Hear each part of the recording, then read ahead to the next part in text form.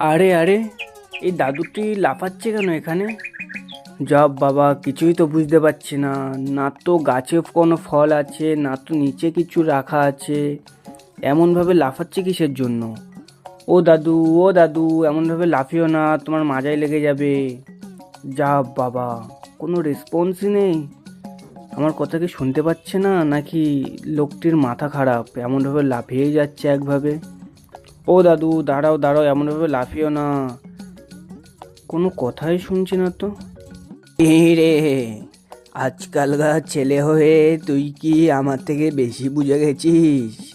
এটা কি তোর বাপের জায়গা? আমার যা মন চায় তাই করব। আমি এখানে এবারেই শুয়েও পড়বো। তোর যা করার করে নিস। নে, শুলাম।